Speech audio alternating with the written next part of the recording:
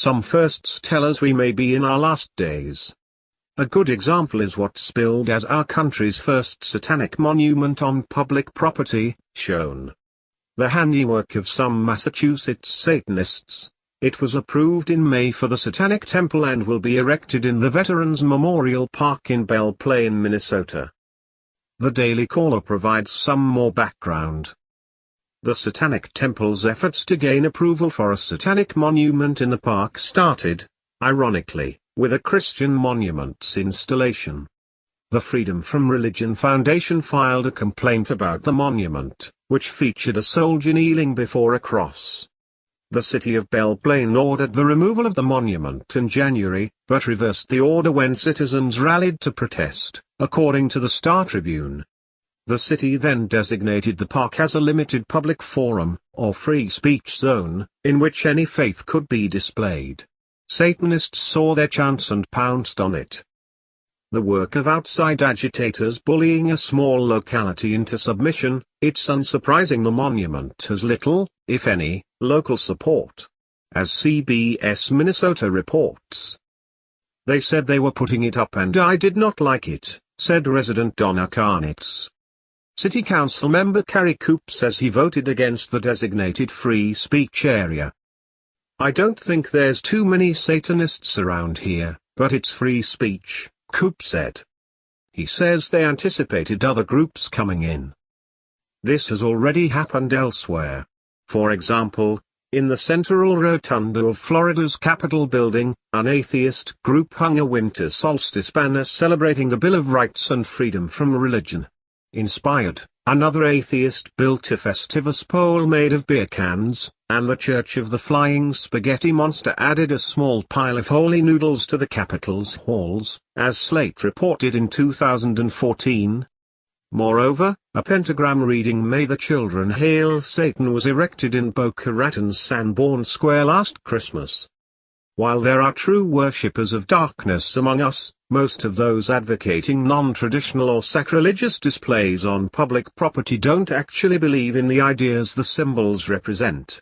Rather, they're engaging in a religious realm cloud pivot strategy, hoping to get all displays eliminated, with Christian ones being the real targets, by overwhelming the system with unrealistic demands.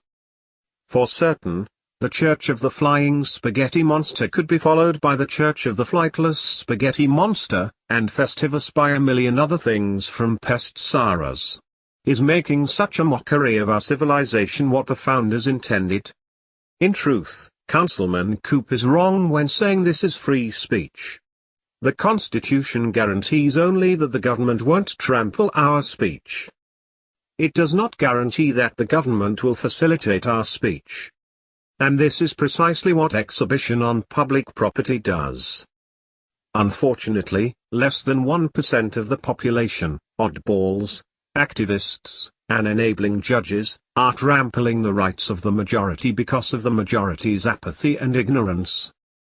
Consider the also common argument that everything from Puritanism to paganism must have a public square place because of the separation between church and state. In reality, that phrase is not in our Constitution. It is in the 1936 Soviet Constitution, however. Our Constitution states merely that Congress shall make no law respecting an establishment of religion, or prohibiting the free exercise thereof. As Congress indicates, this constrains only the central government's legislative branch. And what of Thomas Jefferson's wall of separation?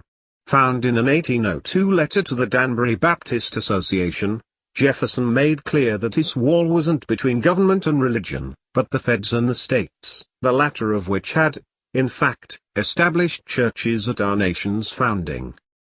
Of course, usurpative judges conjured up the theory of incorporation, a judicial rationalization applying the Bill of Rights to all levels of government despite the First Amendment, again, clearly specifying Congress. Yet even if we accept the theory and, unwarranted, judicial supremacy, it's not relevant because mere religious expression in government is not religious establishment by government. As I wrote last year, history tells the tale. prayers before government assemblies have been common since colonial times.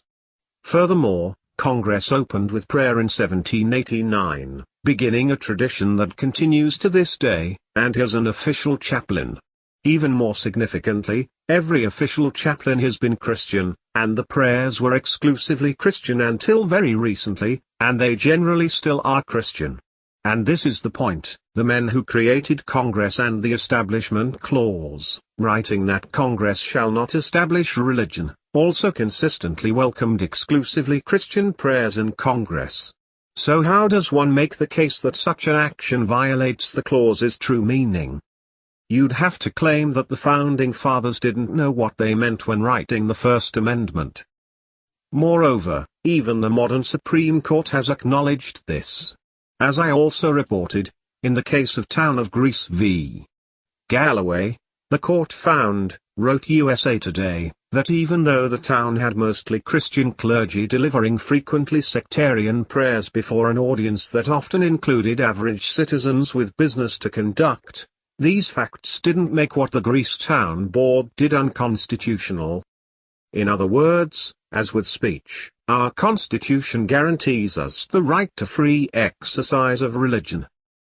It doesn't guarantee us that the government will showcase our religion, or insulate snowflakes from religious expression of which they're intolerant.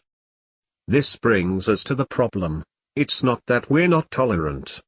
We're just tolerant of the wrong things, such as the denuding of our culture, constitution, and national character by the enemies